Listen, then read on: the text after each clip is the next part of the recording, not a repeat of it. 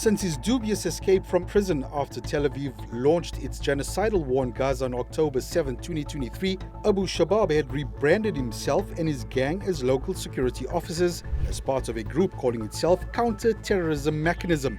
It claimed its aim was to protect and assist humanitarian aid convoys entering Gaza. Based in the east of Rafah near Karim Abu Salim crossing, the group, made up of around 300 armed men, began operating in the southern parts of the enclave in mid-2024. At the same time, Israeli forces were deepening the invasion towards Rafah. Reports from on-the-ground aid agencies and rights groups indicate that since Abu Shabab's militia began operating in the area, they've been forcibly stopping and looting aid trucks at gunpoint. Eyewitnesses and UN staff also reported that the gang were hijacking aid trucks and convoys 500 meters away from Israeli army outposts without any intervention.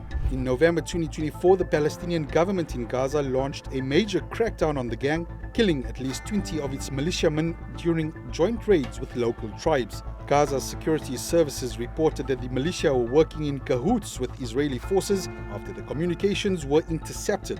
It revealed that Tel Aviv was directing its tasks to the gang and also providing them with security cover. In May, Abu Shabab's militia took steps to legitimize itself by adopting the name Popular Forces. It then launched a media campaign praising its own militia and accusing Hamas of mismanaging Gaza, falsely claiming to be protecting humanitarian aid entering the enclave. The entire campaign blew up in Abu Shabab's face in early June, when it was revealed he was cooperating with Tel Aviv. Palestinians in the enclave labeled him and his men as traitors and thieves carrying out Israel's agenda. Even his own family publicly labeled him a traitor and called for him to be killed.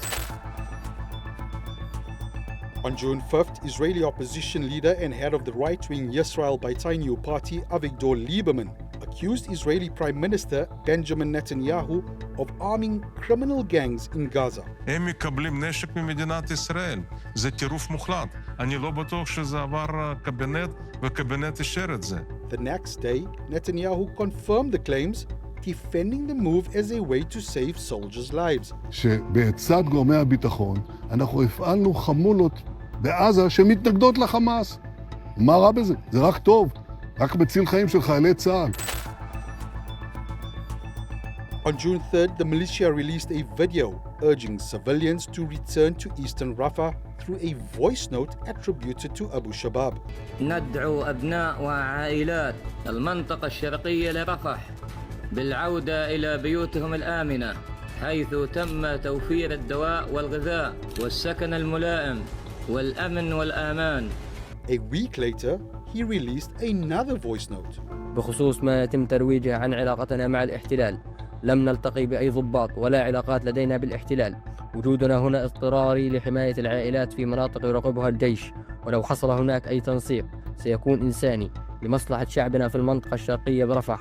Abu Shabab's gang shows how Israel is preparing to run Gaza without Hamas, something it had failed to outline clearly for over 1.5 years. Tel Aviv is leveraging the autonomy of Bedouin tribes to turn them into a makeshift opposition to Hamas. We need a different authority. We need a different administration. Who would that be? And I think it's too early to say, but I can say one thing. The first task we have to achieve is defeat Hamas. The move mirrors a similar strategy Israel used after it withdrew from Gaza in 2005. It tightened its blockade in the hopes of turning the population against Hamas, a tactic that ultimately failed, culminating in the October 7th attack. This strategy explains why Abu Shabab is insistent that displaced civilians return to eastern Rafah. Israel wants its puppet warlord to enforce its will under the pretext of stability. But can such figures truly bring order, or do they sow more chaos in a prolonged resistance?